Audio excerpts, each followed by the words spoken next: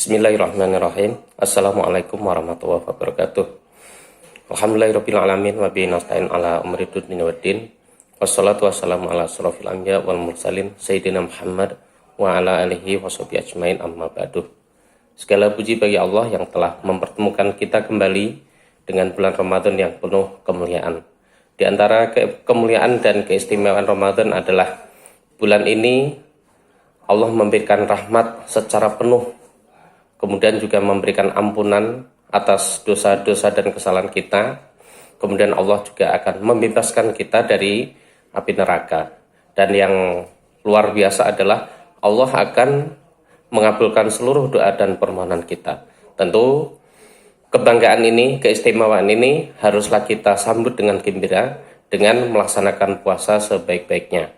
Nah, di antara cara untuk melaksanakan puasa dengan sebaik-baiknya adalah tentu kita harus mempunyai persiapan yang cukup, bekal yang matang, serta keilmuan yang mumpuni, sehingga Ramadan ini dapat kita lewati dengan baik dan maksimal. Bapak Ibu yang saya hormati, seperti kita ketahui bahwa Ramadan seperti yang disampaikan oleh Allah Subhanahu wa taala dalam surat Al-Baqarah ayat 183 yang berbunyi, Bismillahirrahmanirrahim. Ya ayyuhalladzina amanu kutiba alaikumusyamu kama kutiba alal ladzina min qablikum la'allakum tattaqun. Yang artinya, wahai orang-orang yang beriman, bahwa telah diwajibkan berpuasa kepada kalian sebagaimana diwajibkan kepada orang-orang sebelum kalian, agar kalian menjadi orang-orang yang bertakwa. Bapak Ibu yang saya hormati, di antara indikator ketakwaan adalah sucinya hati kita, bersihnya hati kita, dan juga jiwa raga kita yang menyatu dan merasa diawasi oleh Allah Subhanahu wa taala.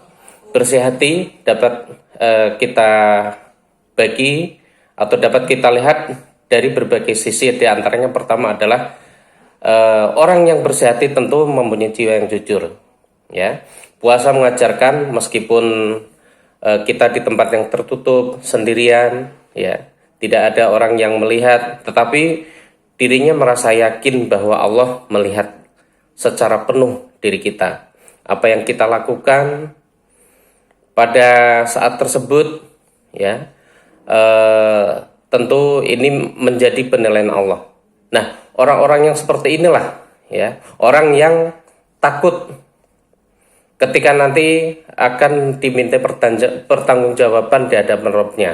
Bagaimana saat ia berdiri di hadapan Allah untuk mempertanggungjawabkan semua itu yang telah dia lakukan. Dan yakinlah, semua orang yang akan melewati keadaan ini. Dia akan berdiri di hadapan Allah Subhanahu wa taala, kemudian Allah akan menghisap seluruh amal perbuatan yang dia lakukan. Dan orang-orang yang takut kepada Allah tentu dia akan sangat berhati-hati bertindak dalam koridor kebenaran, dan juga sebisa mungkin untuk menjauhi hal-hal yang menyebabkan dia dapat berdosa kepada Allah SWT. Ciri perbuatan dosa diantaranya adalah takut diketahui dan dia merasa malu ketika hal tersebut diketahui oleh orang banyak. Mudah-mudahan kita dapat menjadi orang yang jujur. Yang kedua, orang yang bersih hati adalah orang yang khusyuk. Ya, orang yang khusyuk dapat menghadapi kehidupan dengan tenang. Dia memiliki hati yang tenang, dan setiap masalah yang dihadapi, dia hanya berpikir mencari solusi yang terbaik, bukan mengedepankan amarah, kekecewaan yang dikedepankan, ya, kemudian bertindak brutal dan tidak terkendali. Nah, orang-orang yang berpuasa secara khusyuk, dia tidak hanya bagaimana mempertahankan puasanya dari hawa nafsu, dari lapar dan dahaga, tetapi dia juga berusaha bagaimana agar puasanya menjadi puasa yang diterima dengan derajat yang tinggi. Karena sebagaimana kita ketahui, banyak di antara kita, ya, melaksanakan puasa namun pada akhirnya hanya mendapatkan lapar dan dahaga, tidak mendapatkan apa-apa di sisi Allah Subhanahu wa taala. Dan yang ketiga adalah Orang yang jiwanya tenang, orang yang jiwanya bersih adalah dia akan menghadapi kehidupan dengan tenang. Ya, yang dikedepankan adalah sifat kasih sayang Allah. Nah, ciri orang yang dikasih Allah adalah dia banyak amal dan mempunyai sifat kasih sayang yang tinggi.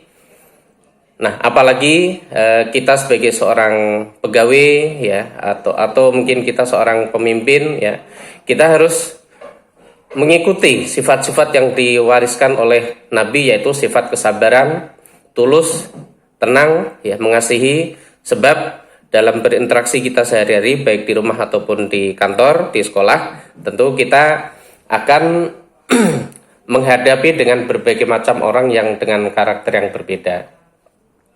Yang keempat, yang terakhir adalah tawadhu, artinya rendah hati dan tidak sombong. Nah, mungkin kalau dalam tokoh heroik pewayangan ya, ini dia adalah seorang kesatria ya, dan dia tidak hanya dilihat dari sisi kesaktiannya saja, tetapi dia juga mempunyai jiwa yang besar. Nah, orang yang seperti ini, meskipun dia mempunyai nilai yang tinggi dan mulia ya, namun dia tidak mengharapkan dia harus dimuliakan, karena dia meyakini bahwa kemampuan yang dimiliki hakikatnya adalah pemberian dari Allah Subhanahu wa taala. Dia merasa bahwa semua orang pun juga bisa melaksanakan ini. Dan yakinlah orang-orang yang tawadhu dan rendah hati inilah orang-orang yang nantinya akan dicintai oleh banyak orang. Nah, bagaimana kemudian untuk menyiapkan hati yang bersih, jiwa yang tenang?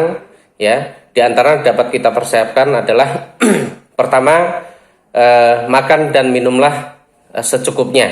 Karena ketika kita berbuka atau sahur cukup banyak, ini akan justru membuat badan kita lemas ya, dan pada akhirnya ibadah kita tidak maksimal. Yang kedua adalah qiyamul lail atau merenung ya.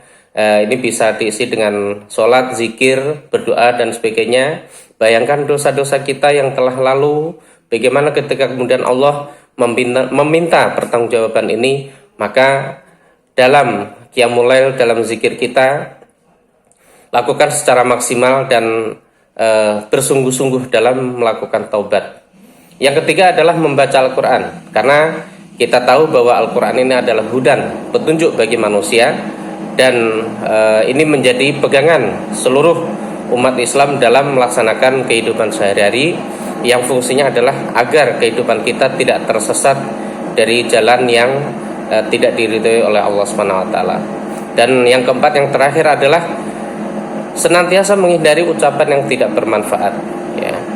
Paling tidak kita tidak menyinggung perasaan orang lain, atau juga tidak menyampaikan kabar yang tidak benar sehingga mampu menimbulkan gejolak ataupun reaksi masyarakat di sekitar kita.